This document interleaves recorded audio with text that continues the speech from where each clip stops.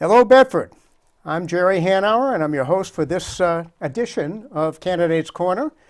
Candidates Corner is a show where Bedford Community Television brings this exercise in democracy and brings democracy into the living rooms of Bedford voters. And today's guest is Wayne Goldner, Dr. Wayne Goldner. Hi, Jerry. Thanks for having me. Good to see you. Thanks for being here, Wayne, and sharing your views with the voters.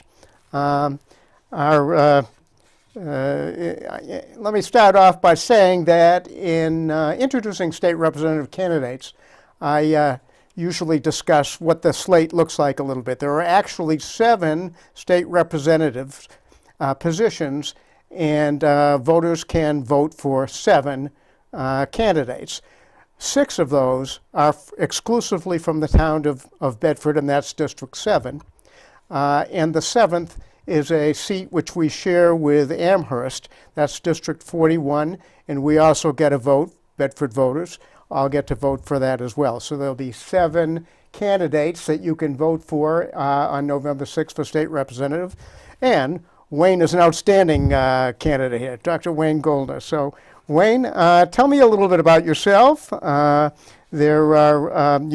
grew up in Brooklyn, I think. Grew up in Brooklyn, New York. Went to James Madison High School, which was an inner city Brooklyn school where I had a wonderful education, and so did Chuck Schumer, Ruth Bader Ginsburg, Carole King, and Bernie Sanders. Wow. All went there as well. From there, I went right down the block to City University of New York, Brooklyn College, where I got an excellent education and an undergraduate education for $53 a semester. And then from there, I was very lucky to get accepted to the University of Pennsylvania Medical School. So moved down to Philadelphia for a couple of years, and then on my way to training, I trained at Bay State Medical Center. And then in 1982, chose to come to New Hampshire because this is the place I wanted to live and be, because I just thought this was a great place to raise a family and enjoy the world. So that's where I am. Now, that's pretty unusual. Most people these days, they look for a job and then they go to where the job is. But you and Laura, I guess, your wife Laura, who are quite a team. You and your wife Laura just kind of looked at the map and decided where you wanted to be in your lives together, and you picked New Hampshire. And you came to New Hampshire and found a medical practice, and it was a long time in that medical practice. Yep, it was the only job I had as a grown-up. That's the only job I had. I retired last year, and we just chose New Hampshire. We had been here a few times hiking and camping, and said, we want to live there. You can always change a job, but once you settle down your roots, you're sort of there. You've lost all vestiges, I think, at least to my ear, of your Brooklyn accent. Unless you ask me if I want a cup of coffee or a glass of water. Other than that, everything's gone. Must be all that hiking and camping throughout the White Mountains. You've lost it all. You got it. Yeah. Uh-huh. Well, you had a 40-year career in obstetrics and gynecology. Correct. So tell us a bit about your medical practice. You were in the same practice for many, many years. So I joined Robert Lord in 1982, and it was a very old-fashioned type of thing. We shook hands. He said, come over here and join me. And I said, great. It was just the 2 of us. And the first 2 years of practice, we did 1,300 deliveries, which is a lot. And very soon after that, I took over managing the practice. And over the course of 35 years, we expanded to a practice of 6 doctors, multiple nurse practitioners, and 35 employees, 2 ultrasounds, and a bunch of other stuff. And I was very proud of that, and left it last year to go on to the second part of my life. the second part of your life. But you tell the story. I think that you've been knocking on doors, and you've been running a very vigorous campaign. In fact, I see Laura all the time with you in the car, just going through all the streets of Bedford, knocking on doors, putting up signs. You're always together. It's an admirable relationship. Well, our children say that we're attached at the hip. Yeah? We actually met 50 years ago this coming December. Oh, really? And we've been married for 45 years. And very happy. And apparently you've knocked on doors and you introduce yourself and someone says, oh yeah, you delivered me. Is that in fact happening? Yes, that happens a lot, and you delivered me, or you did my hysterectomy, or whatever else, and yeah, I guess I've touched a bunch of lives over the years. Wayne, I know that in your medical career, your views have been shaped quite a bit by that career on issues of the day. So let's cover those a little bit. Let's talk about women's rights and family planning. I know those are very important to you and to your life as a practitioner. This has been something on my mind since medical school or before. I had a good friend that when I was growing up who needed to have an abortion when she was about 18 or 19. This was New York City in 1971 or 2. It was legal, but it was something I realized was an important issue. My feelings have grown. I did provide abortions, both in residency and in my practice. I thought that was a very important part to make that safe. You can make abortions illegal, and all that does is kill and maim women. And my goal has always been that you have to have really good education and really good affordable birth control to decrease the number of abortions.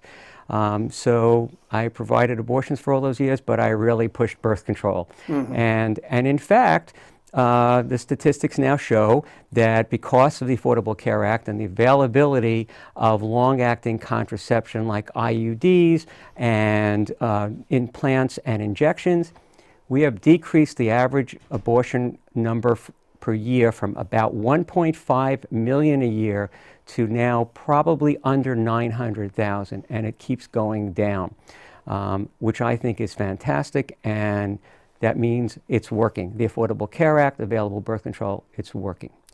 You know, I'm sure there's not anyone who's considered an abortion who hasn't felt that it's not a very grave decision in their life, and that there are, especially from a family planning standpoint, far better alternatives to plan ahead.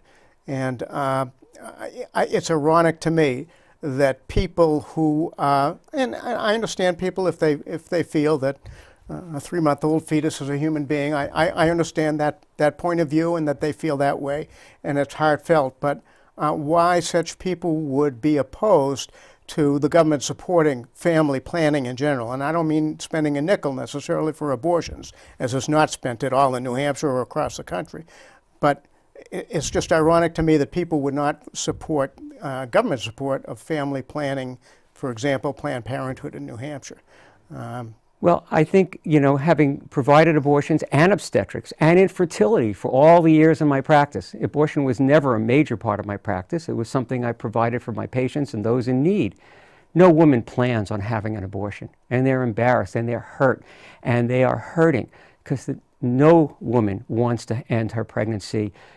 The hormones are so powerful that the only thing she wants to do is protect that pregnancy. But she knows that this is not right for her or for the fetus. So I spent an hour with every patient. Unlike other places that were busy, I gave every patient an hour. The actual procedure itself most times takes less than 5 minutes. And most of it was talking. I've even sent patients out. I said, you haven't really made your mind up yet. I want you to get some counseling and really make your mind up before you come back. And other patients would just empty out their hearts and say what happened. And I'd say, and you're not alone. And no woman ever did it easily. It's a hard decision. I understand. Let's talk about health care in general a little bit now. In fact, I understand that abortions have gone down as a result of the Affordable Care Act. That part of the Affordable Care Act was actually requiring that insurance, health insurance through the Affordable Care Act, covered family planning, covered contraception. And there's been some exceptions to that, but my understanding is that that's resulted in fewer abortions also. Let's talk a little more about health. You must have some... Well, I am in that group of people who feel health care is a human right. It is not a privilege. every single human being should have available health care. And I don't believe that we're supporting enough health care. I think that we have to protect the pre-existing condition clause. I think you can't start doing that again. That will push people out of health care. It will delay care and make it more expensive. It will bankrupt people. Mm-hmm. And in so doing, it also costs the state and the businesses.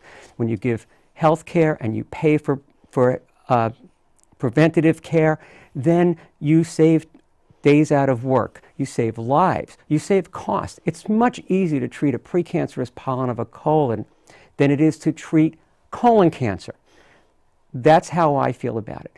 It is important that we help it get paid for, that poor people are not bankrupted by it, and that we all share in the cost of it. Let's talk about a kind of related health issue in this state in particular and in the country as a whole, and that's the opioid epidemic. I know you had a family tragedy that you and Laura did and your family did, and that maybe has some bearing on your thoughts about treating these types of diseases. Well, the opioid epidemic is horrendous, and it's very bad in New Hampshire. My son, actually it was this past Tuesday, October 9th, 13 years ago, was drinking and driving and unfortunately was killed.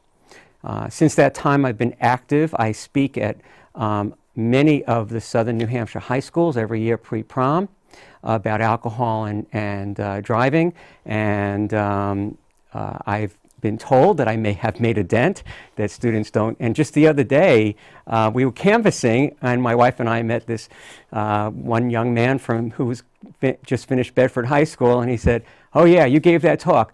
We listened, mm-hmm. and but the opioid epidemic is horrible, and it's killing a lot of people. I believe we need a multidisciplinary approach to this. This is not going to be fixed easily.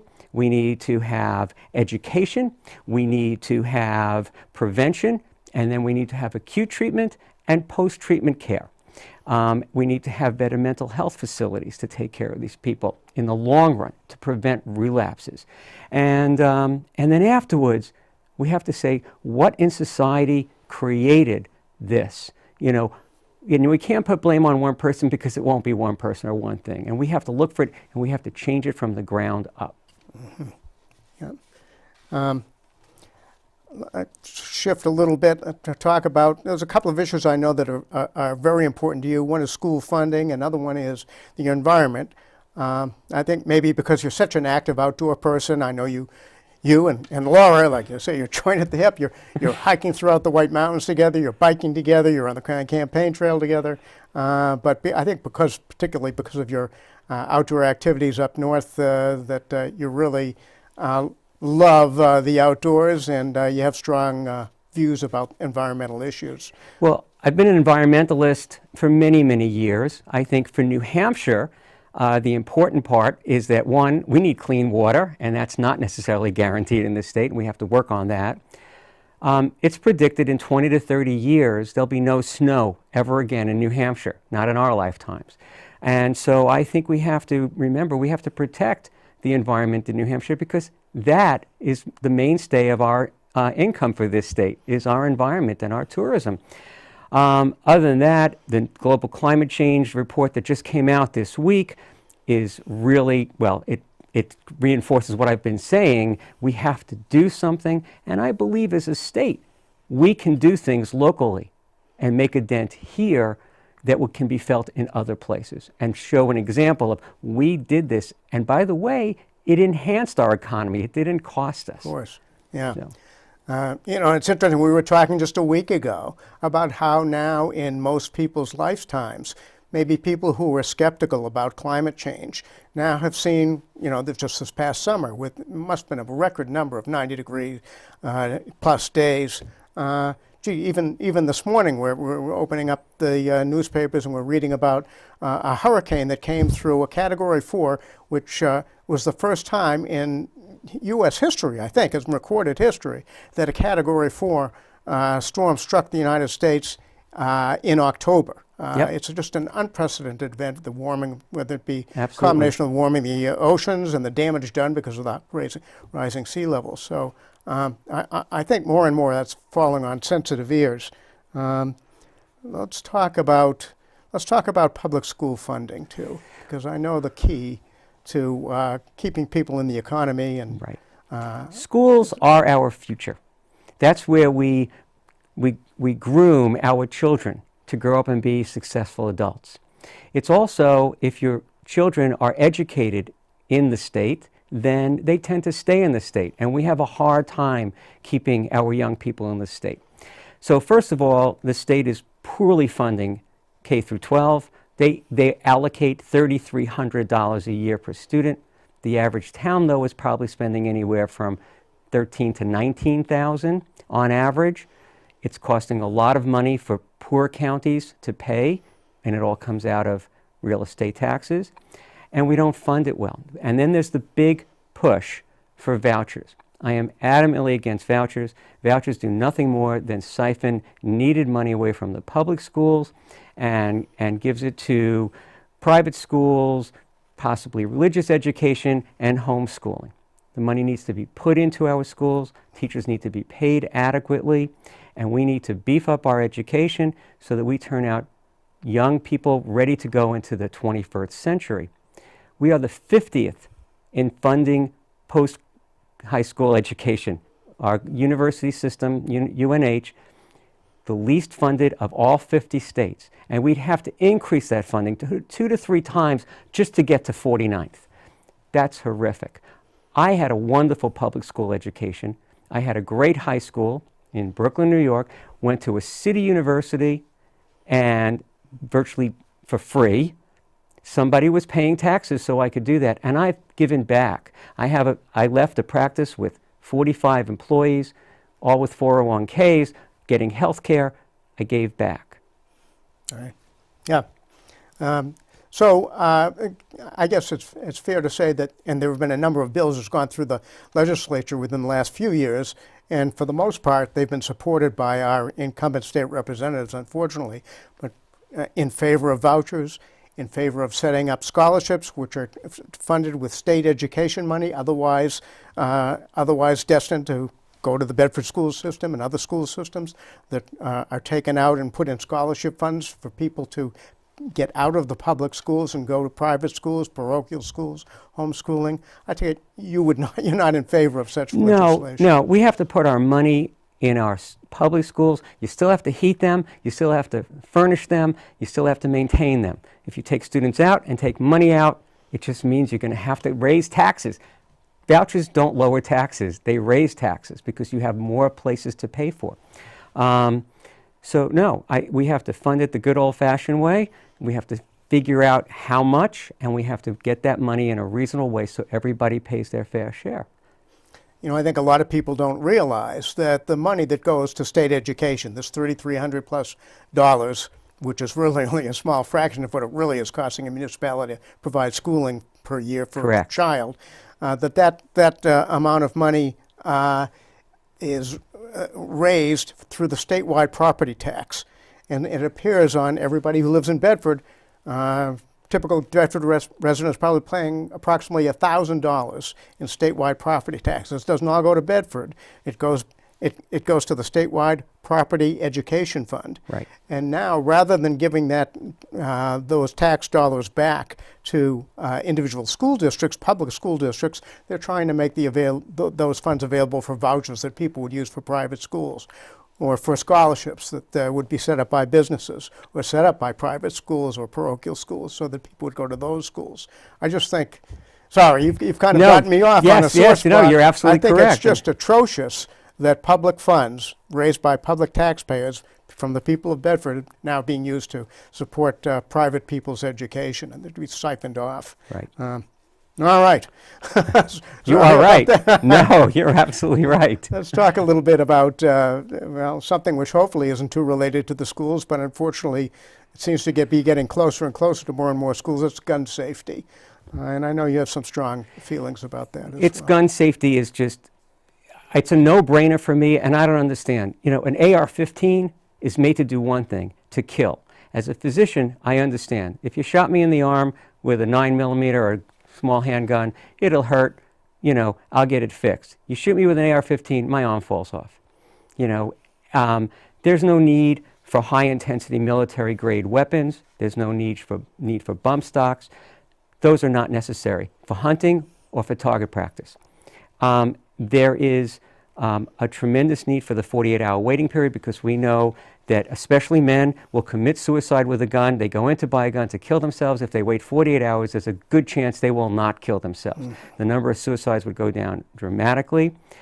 Universal background checks, these are sensible things. I'm not going after anybody's guns. They can have all they want. AR-15s, no. Background checks, yes. 48-hour waiting periods, absolutely. And that would save a lot of lives.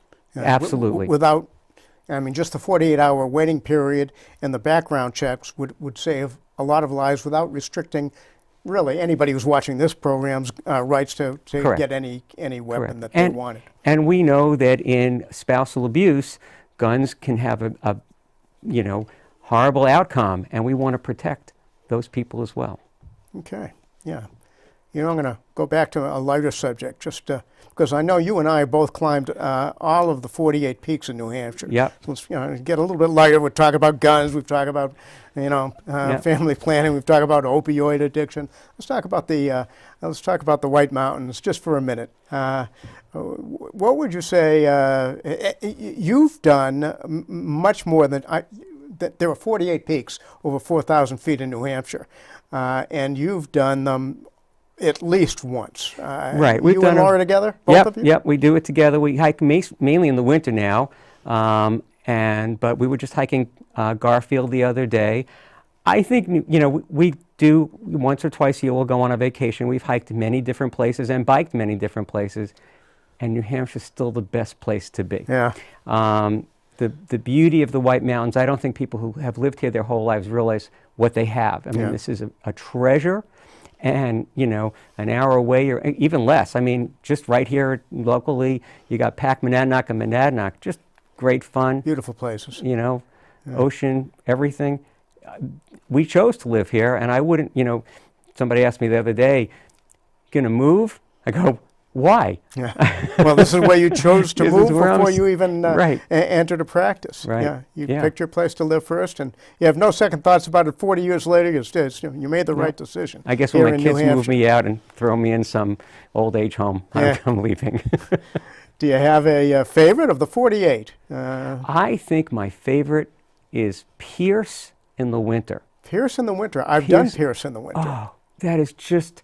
It's like being in somewhere that just doesn't exist. It's the most beautiful place. Yeah. And it's just like you can't describe it till you've been there. Did you continue up Crawford Trail all the way to Washington? No, we didn't do that. We didn't do that. We actually went another way over to one of the huts that was closed, but that was really sort of, great. And you see great animals in the wintertime also, because not as many people I'll around. tell you, you're much hardier than me. I've picked my days, and it was 60 degrees, the sun is out. That's when I've gone hiking in the White Mountains. You're doing it in the winter. Yeah. You haven't done the Matrix, have you? Ever heard of the Matrix? No.